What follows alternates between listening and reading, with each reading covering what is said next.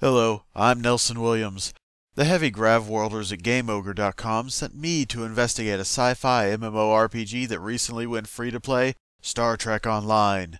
Sooner or later, every gamer figures out the sort of setting and concept that really lights up their neurons. For some, it's high fantasy and fighting gods, others go in for raw simulation with more buttons and dials than a nuclear reactor. Me, I dig naval combat with big ships, maneuvering for a broadside, and commanding officers while under fire.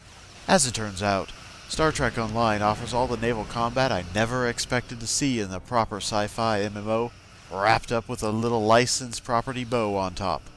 Star Trek Online follows the new canon, a sort of reboot from post-Voyager era, where the Romulan homeworld explodes, the Roms blame the Federation, the Klingons break the peace treaty that held them back from all-out war, and a bunch of minor empires like the Gorn and the Orions use the chaos to pillage and loot, because apparently piracy still works in a world with replicators. Oh yeah, and the Borg are everywhere. Thanks, Janeway!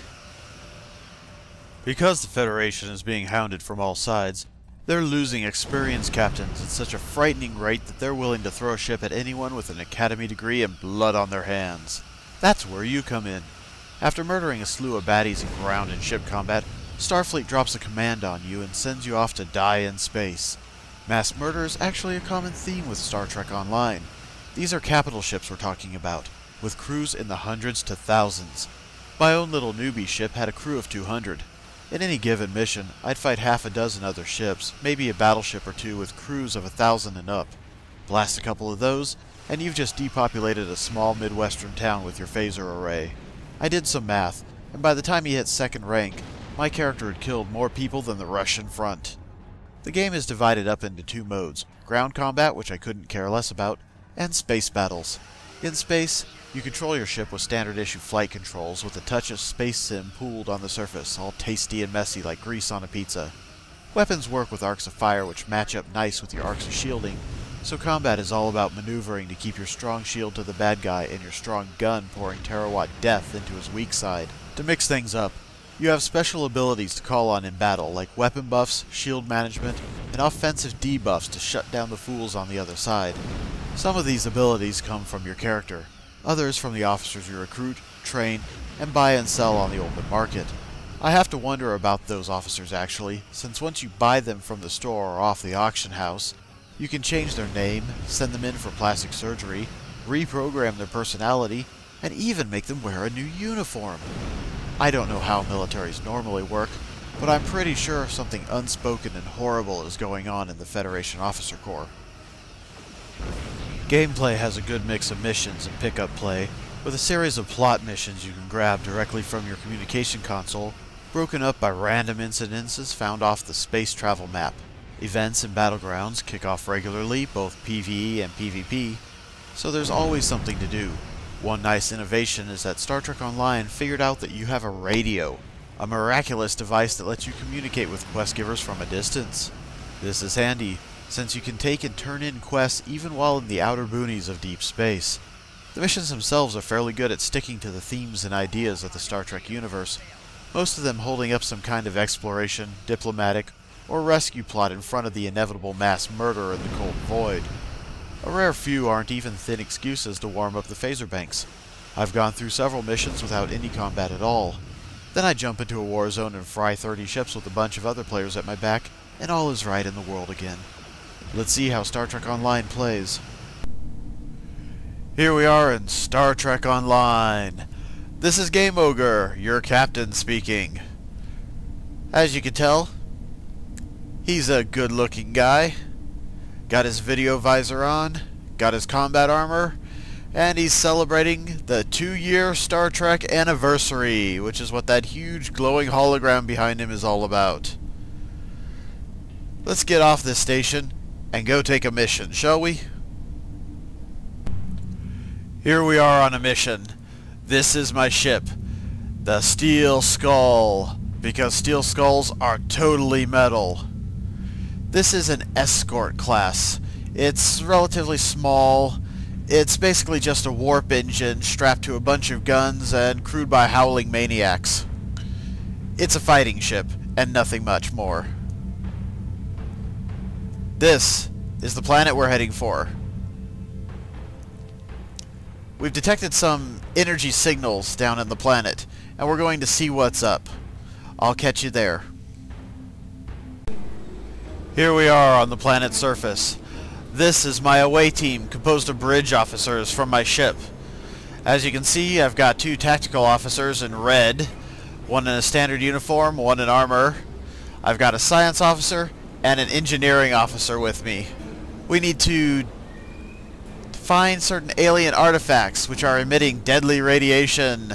I've already scanned one, and oh yeah, there are some bad guys in the area, so we'll check up on those too. You see that up there? That's a bad guy. Let's say hello, shall we?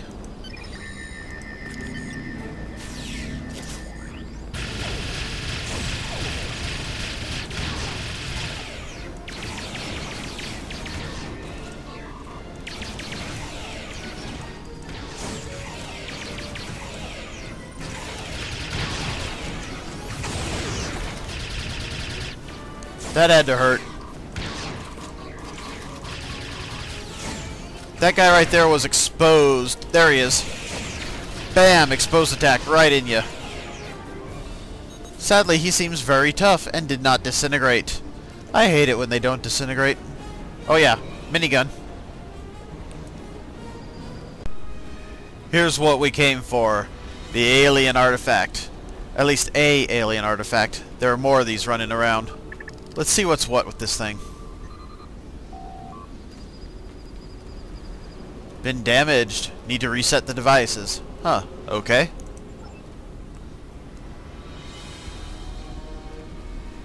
Safely reset them and allow the artifacts to self-correct themselves. Well, alright then.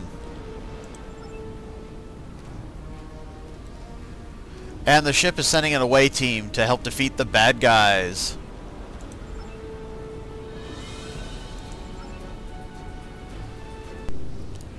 Hey look, more bad guys. I wonder if they'll be my friend.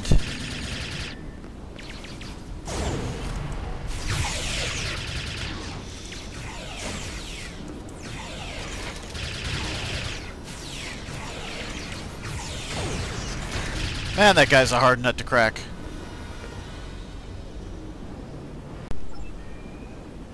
And we did it. We scanned the last of the artifacts. And it looks like we're safe to beam up to the ship. Away we go.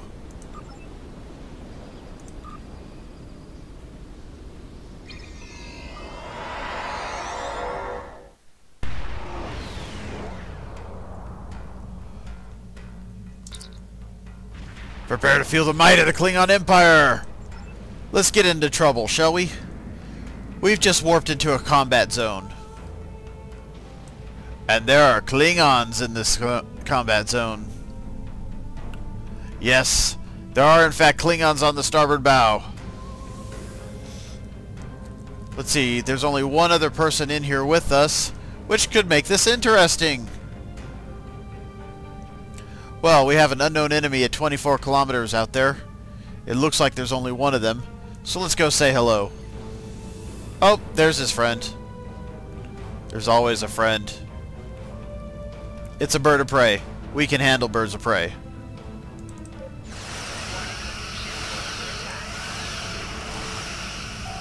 The steel skull is equipped with phasers. Lots of them. I like broadsides, and phasers have excellent arcs of fire. Those blue things around me are my shields. The bluer they are, the better they are. I like it when they're blue. Okay, we got a Raptor Escort up there at 15 kilometers. Weapon range is 10 kilometers. So we're going to zoom in on him at basically at our best speed. There we go. Let's say hello. I have a power that can basically jam his sensors and make him stop shooting me. I'm going to use that because I'm a jerk. As you can see, the shields around him are going down, yellow to red. The redder they are, the worse off they are. And his shields are failed, which means I'm pouring in the damage. And that was basically the combat zone ending. And I'm going to turn around here to avoid him penetrating my shield. Activate a phaser ability, which will give me a chance to knock his shields out. And just generally beat the hell out of him. Let's turn around to keep him on our broadside. And boom, down he goes. That's combat in Star Trek Online. This is the Steel Skull. And we are out of here.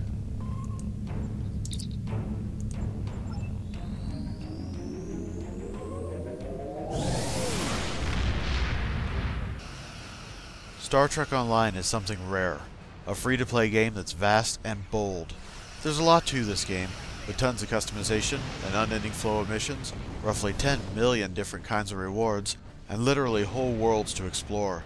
The internet tells me that Star Trek Online has improved massively since it went free-to-play, along with an incredible surge in profits that seem to have gone right back into the game. If that trend continues, this could become something really unique. A licensed game that's good and true to the source material.